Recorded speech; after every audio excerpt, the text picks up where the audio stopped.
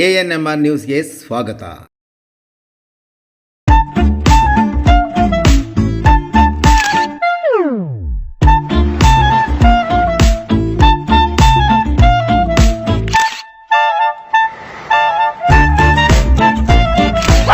आप कितना भी ऑफ सेंटर रहे, फैन रहे हमेशा सेंटर ऑफ अट्रैक्शन.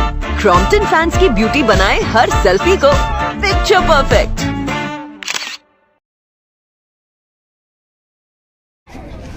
ಚುನಾವಣೆ ನಡೀತಾ ಇರ್ತಕ್ಕಂಥದ್ದು ತಮಗೆಲ್ಲರಿಗೂ ಗೊತ್ತಿದೆ. ಈ ಒಂದು ಚುನಾವಣೆ ಪ್ರಚಾರಕ್ಕಾಗಿ ಶಿಡ್ಲಘಟ್ಟ ವಿಧಾನಸಭಾ ಕ್ಷೇತ್ರದ ಚಿಲ್ಕಲ್ನೇರ್ಪು ಹೋಬಳಿಯ ಬೂಡುಗುಂಟೆ ಗ್ರಾಮದಲ್ಲಿ ಇವತ್ತು ಚಿಲ್ಕಲ್ನೇರ್ಪು ಹೋಬಳಿ ಮಟ್ಟದಲ್ಲಿ ಅಭ್ಯರ್ಥಿಯನ್ನ ಪರಿಚಯ ಮಾಡಬೇಕು, ಮತ ಯಾಚನೆ ಮಾಡಬೇಕು ಅಂತ ಹೇಳಿ ಇವತ್ತು ಬೂಡುಗುಂಟೆ ಗ್ರಾಮಕ್ಕೆ ಬಂದಿರತಕ್ಕಂಥ ಸಂದರ್ಭದಲ್ಲಿ ಸುಮಾರು 60 ವರ್ಷಗಳ ಸಂಬಂಧ ಚಿಲ್ಕಲ್ನೇರ್ಪು ಹೋಬಳಿಗೂ ನಮ್ಮ ಕುಟುಂಬಕ್ಕೆ ಇದ್ದಂಥದ್ದು.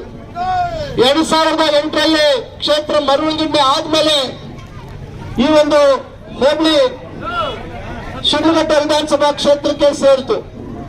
ಆದ್ರೂ ಇಲ್ಲಿರ್ತಕ್ಕಂಥ ನಮ್ಮ ಸಂಬಂಧ ಇವತ್ತು ಅದು ಮುಂದುವರ್ಕೊಂಡು ಹೋಗ್ತಾ ಇದೆ. ಕೆಲವರು ನಮ್ಮ ಜೊತೆಯಲ್ಲೂ ಇದ್ದಾರೆ, ಕೆಲವರು ಬೇರೆ ಪಕ್ಷಗಳಲ್ಲೂ ಗುರುತಿಸಿಕೊಂಡಿದ್ದಾರೆ. ಆದ್ರೂ ಎಲ್ಲರೂ 60 ವರ್ಷಗಳ ಸಂಬಂಧವನ್ನ ಉಳಿಸ್ಕೊಂಡು ಎಲ್ಲಿ ಸಿಕ್ಕಿದ್ರೆ ಅಲ್ಲಿ ಪ್ರೀತಿಯಿಂದ ನಮ್ಮನ್ನ ಮಾತಾಡಿಸ್ತಕ್ಕಂಥ ಕೆಲಸವನ್ನ ತಾವೆಲ್ಲರೂ ಮಾಡ್ತೀರಾ. ನಾನು ಆ ವಿಚಾರಕ್ಕಾಗಿ ತಮ್ಗೆಲ್ರಿಗೂ ನನ್ನ ಹೃದಯಪೂರ್ವಕವಾದಂತಹ ಧನ್ಯವಾದಗಳನ್ನ ತಿಳಿಸ್ಲಿಕ್ಕೆ ಬಯಸ್ತೇನೆ. ಚುನಾವಣೆಯಲ್ಲಿ ವಿಧಾನಸಭಾ ಚುನಾವಣೆಯಲ್ಲಿ ಕಾರಣಾಂತರದಿಂದ ನಮ್ಮಲ್ಲೇ ಗೊಂದಲ ಆಗಿ ನಾವು ಶಾಸಕರನ್ನ ಇಲ್ಲಿ ಪಡೆಯುವಂತದ್ದಕ್ಕೆ ಸಾಧ್ಯ ಆಗಿಲ್ಲ.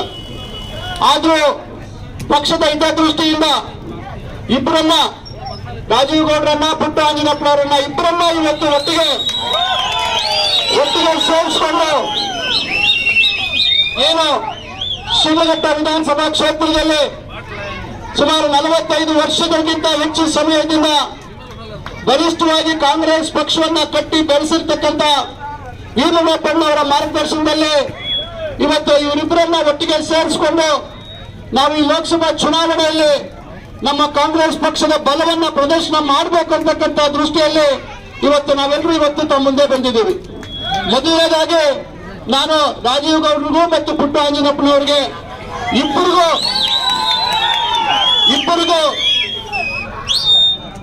ಇಬ್ಬರಿಗೂ ನಾನು ಈ ಸಂದರ್ಭದಲ್ಲಿ ತಾವು ತೆಗೆದುಕೊಂಡಿರ್ತಕ್ಕಂಥ ನಿರ್ಧಾರಕ್ಕೆ ನನ್ನ ಹೃದಯಪೂರ್ವಕವಾದಂತ ಕೃತಜ್ಞತೆಗಳನ್ನ ಸಲ್ಲಿಸಲಿಕ್ಕೆ ಬಯಸ್ತಾ ಇದ್ದೇನೆ. ಇವತ್ತು ಪಕ್ಷ ಇದ್ರೆ ನಾವೆಲ್ಲರೂ, ಪಕ್ಷ ಇಲ್ಲದೆ ಇದ್ರೆ ನಾವ್ಯಾರು ಯಾವುದೇ ಸ್ಥಾನಮಾನಕ್ಕೆ ಹೋಗೋಕೆ ಸಾಧ್ಯ ಇಲ್ಲ. ಅದರಿಂದ ಇವತ್ತು ದೊಡ್ಡ ಮಟ್ಟದಲ್ಲಿ ಈ ಚುನಾವಣೆಯಲ್ಲಿ ಶಿಡ್ಲಘಟ್ಟ ವಿಧಾನಸಭಾ ಕ್ಷೇತ್ರದ ಕಾಂಗ್ರೆಸ್ ಪಕ್ಷದ ಕಾರ್ಯಕರ್ತರು, ಮುಖಂಡರ ಶಕ್ತಿಯನ್ನ ನಾವು ತೋರ್ಪಡಿಸುವಂತದಕ್ಕೆ ಒಂದು ಒಳ್ಳೆ ಅವಕಾಶ ಆಗಿದೆ. ಅದರಿಂದ ನಾನು ತಮ್ಮೆಲ್ಲರನ್ನು ವಿನಂತಿಸಿಕೊಳ್ಳೋದು, ಏನು 26ನೇ ತಾರೀಕು ಚುನಾವಣೆ ಇದೆ, ನಮ್ಮ ಕಾಂಗ್ರೆಸ್ ಭಾರತೀಯ ರಾಷ್ಟ್ರೀಯ ಕಾಂಗ್ರೆಸ್ ಪಕ್ಷದ ಅಭ್ಯರ್ಥಿಯಾಗಿರ್ತಕ್ಕಂಥ KV ಗೌತಮ್ ಅವರ ಕ್ರಮ ಸಂಖ್ಯೆ 1, ಆ ಕ್ರಮ ಸಂಖ್ಯೆ 1ಗೆ ತಮ್ಮ ಅಮೂಲ್ಯವಾದ ಮತವನ್ನ ಕೊಡಬೇಕು ಅಂತ ತಮ್ಮಲ್ಲಿ ಪ್ರಾರ್ಥನೆ ಮಾಡ್ಕೊಳ್ತೇನೆ. జనాలకు ఉపయోగపడే అట్లా సౌలత్ చేసేదానికి కూడా నేను మాట్లాడాను. ఎలాంటి పాపం ఎవరు నాకు ఫోన్ చేసి చెప్పారు, వాళ్ళు ఇక్కడ ఎవరైనా ఉంటే చేస్తాను, ఎవరు నాకు ఫోన్ చేసింది తెలియదు. ఎలాంటి అందరూ ఫోన్ చేస్తూ ఉంటారు, నీవేనా నాకు చెప్పరు. కాబట్టి సంబంధాన్ని విడుచుకునేది సాధ్యమయ్యలేదు. ఎలాంటి నిన్న మనకి సంబంధం అయితే విడిపోతుంది. సుమారు 60 ఏళ్ళుగా పైగా ఉండే సంబంధాన్ని ఎవరు విడితీసేదానికి సాధ్యమయ్యలేదు. క్షేత్రము ఇప్పుడు చిల్కల్నేర్పు పోబడి అస్తిత్వమే పోయింది. కొత్తగా చేడూరు తాలూకు అయినప్పటికీ బూడుగుంట, ఏనిగడ, చిల్కల్నేర్పు 3 పంచాయతీలో తాలూకు వేరే అయ్యే పరిస్థితి అయింది. ఇప్పుడు వేరే తాలూకులో చేరిపోయినారు. ఇంకా 3 పంచాయతీలు మిట్పల్లి, కంచాలి విధానసభ ఎన్నికల సందర్భంలో 5 గ్యారెంటీలు మేము ఈ జనాల ముందర ఇస్తాము, మేము అమలు చేస్తామని చెప్పి మీరందరూ ఆ గ్యారెంటీ కార్డు పెట్టుకొని ప్రతి ఇంటికి పోయి అమ్మ, అక్క, తల్లి కాంగ్రెస్ పార్టీకి ఓటేయండి, కాంగ్రెస్ పార్టీ గెలిస్తే ఇవన్నీ 5 గ్యారెంటీలను అమలు చేస్తామని చెప్పి మీరందరూ జనాల ముందరికి వెళ్ళింట్రు లేదా?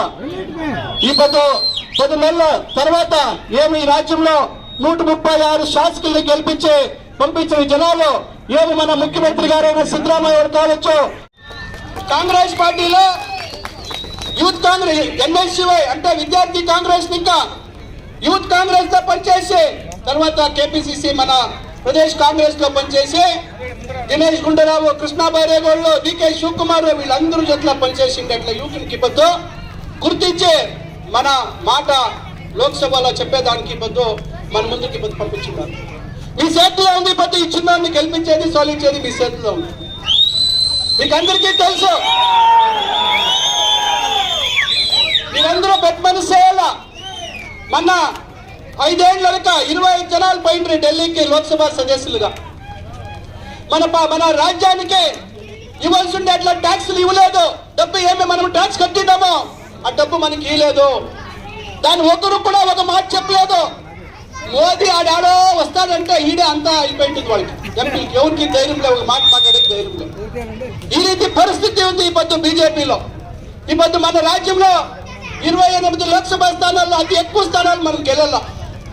మన రాజ్యానికి అయితే ఉన్నట్లు అన్యాయాన్ని ఆడ ఢిల్లీలో మాట్లాడేటానికి మనం ప్రతినిధిని మనం పంపించాలి.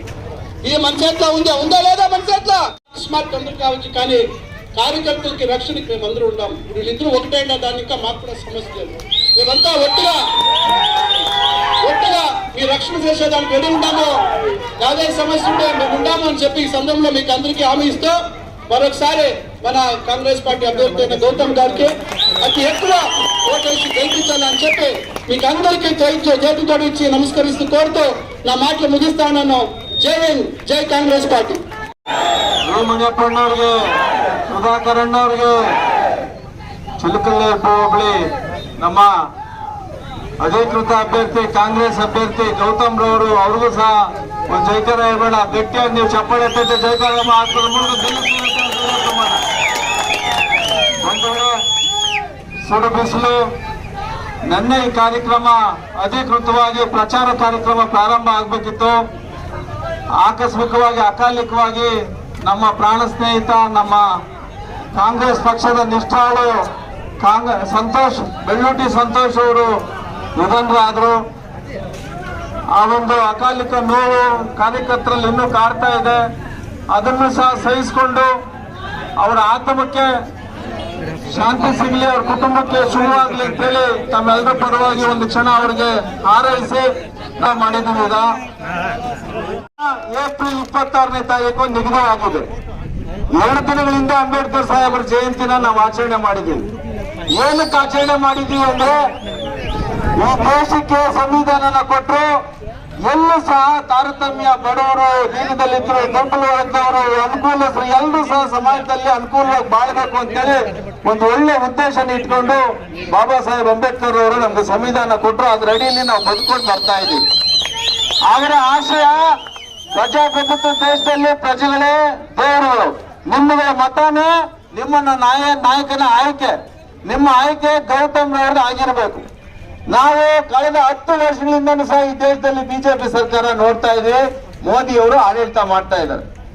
ಮೋದಿ ಅವರು ಬಂದಾಗಿಂದನೂ ದೊಡ್ಡ ದೊಡ್ಡ ಮಾತುಗಳು ಹೇಳ್ತಾ ಇದ್ದಾರೆ, ದೊಡ್ಡ ದೊಡ್ಡ ಕನಸುಗಳು ಹೇಳ್ತಾ ಇದ್ದಾರೆ, ದೊಡ್ಡ ದೊಡ್ಡ ಆಲೋಚನೆಗಳನ್ನ ಹೇಳ್ತಾ ಇದ್ದಾರೆ.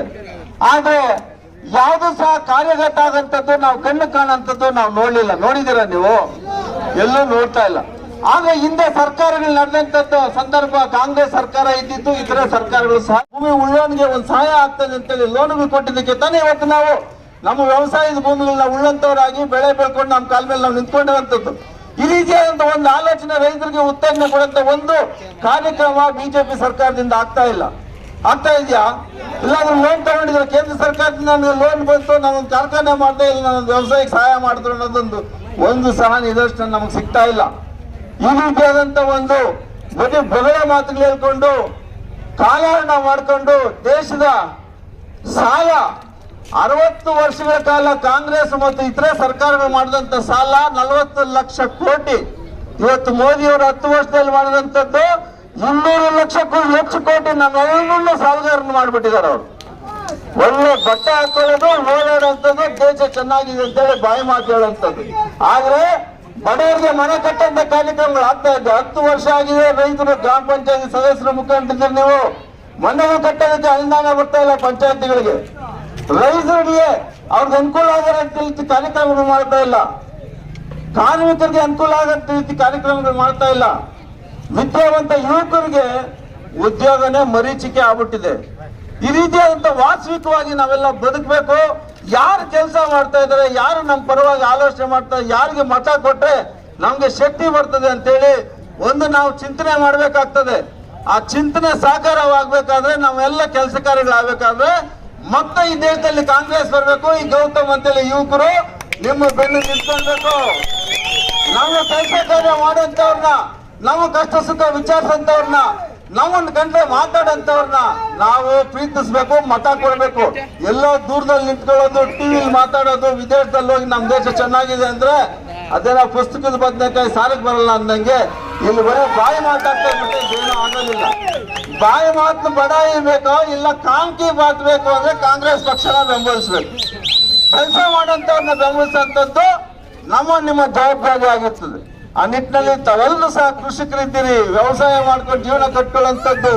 ನಮ್ಗೆಲ್ಲ ಶಕ್ತಿ ಬರ್ಬೇಕಂದ್ರೆ ಮತ್ತೊಮ್ಮೆ ಈ ಭಾಗದಲ್ಲಿ ಸುಧಾಕರ್ ಅಣ್ಣವ್ರಿಗೆ ಶಕ್ತಿ ಬರಬೇಕು. ಅದು ಗೌತಮ್ ಅವ್ರ ಮೂಲಕ ಗೌತಮ್ ಅವ್ರು ಗೆಲ್ಲಬೇಕು. ಗೆದ್ದು ಈ ಭಾಗದಲ್ಲಿ ಉದ್ಯೋಗಗಳ ಕ್ರಾಂತಿ ಆಗಬೇಕು. ಮತ್ತೆ ನಮ್ಮ ಜನಗಳ ಕಷ್ಟ ಸುಖ ಸ್ಪಂದಿಸಂತ ರೀತಿಯಲ್ಲಿ ಎಲ್ಲರೂ ಸಹ ನಾವು ಸಹಕಾರವಾಗಿ ನಿಂತ್ಕೊಳ್ಳೋದಕ್ಕೆ ದಾರಿ ಆಗ್ತದೆ. ಅದಕ್ಕೆ ಗೌತಮ್ ಗೆಲ್ಲಬೇಕು. ಗೆಲ್ಲುವಂತ ವಾತಾವರಣ ಬಹಳಷ್ಟು ಚೆನ್ನಾಗಿದೆ ನಮ್ಮ ಕೋಲಾರ ಕ್ಷೇತ್ರದಲ್ಲಿ. ಹೊಸ ಮುಖ, ಹೊಸ ಯುವಕ, ಬಡ ಜನತೆ ಬಗ್ಗೆ, ಯುವಕರ ಬಗ್ಗೆ ತುಡ್ತಾ ಇರೋಂಥವ್ರು ನಮ್ಮ ಸ್ನೇಹಿತರು. ಅವ್ರಿಗೆ ತಾವೆಲ್ಲ ಮತ ಕೊಟ್ಟು ಆಶೀರ್ವದಿಸಿ ಗೆಲ್ಸ್ಕೊಳ್ಸ್ಬೇಕು ಅಂತೇಳಿ ನಾನು ತಮ್ಮಲ್ಲಿ ಮನವಿ ಮಾಡಿ ನನ್ನ ಮಾತುಗಳನ್ನು ಕೊಡ್ತಾ ಇದ್ದೀನಿ. ನಮಸ್ಕಾರ. ನನ್ನನ್ನು ಆರಿಸಿ ಪಾರ್ಲಿಮೆಂಟ್ ಕಳಿಸಿದ್ರೆ ಸುಧಾಕರಣ್ಣನ ಜೊತೆ ಎಲ್ಲ ನಾಯಕರ ಜೊತೆ ನಿಮಗೇನು ಬರಬೇಕಾಗಿದೆ, ಈ ಗ್ರಾಮಕ್ಕೆ, ಈ ಹೋಬಳಿಗೆ ನ್ಯಾಯಯುತವಾಗಿ ಏನ್ ಸಲ್ಲಬೇಕಾಗಿದೆ ಅವೆಲ್ಲ ತಂದು ನಿಮ್ಮ ಬಳಿ ಇರುವಂತ ಪ್ರಯತ್ನ ನಾನು ಪ್ರಾಮಾಣಿಕವಾಗಿ ಮಾಡ್ತೇನೆ.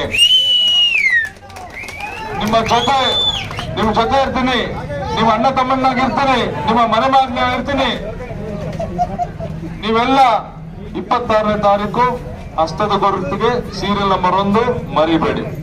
ಈ ಗುರುತಿಗೆ ಮತ ನೀಡಬೇಕು. ನಾನು ಹೆಚ್ಚು ಮಾತಾಡಕ್ ಹೋಗಲ್ಲ. ಪಾಪ ಬಹಳ ಹೊತ್ತಿನಿಂದ ನೀವು ಉರಿ ಬಿಸಿಲಲ್ಲಿ ನಿಂತಿದ್ದೀರಾ. ಏನು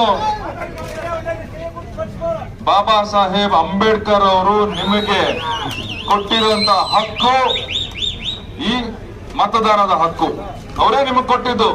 ನೀವು ಓಟ್ ಹಾಕುವಂಥದ್ದು, ಆ ಹಕ್ಕು ಕೊಟ್ಟಿದ್ದು ಇವತ್ತು Baba Saheb Ambedkar.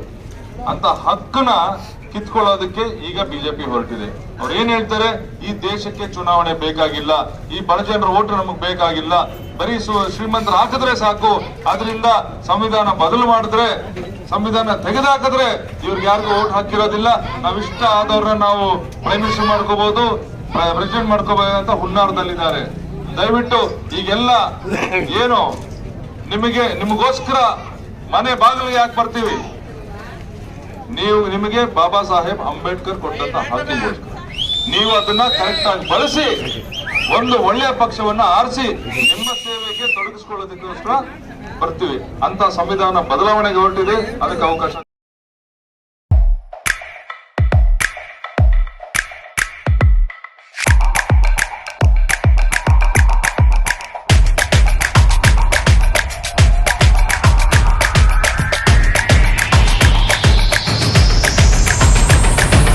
Higher, more creation, more possibilities.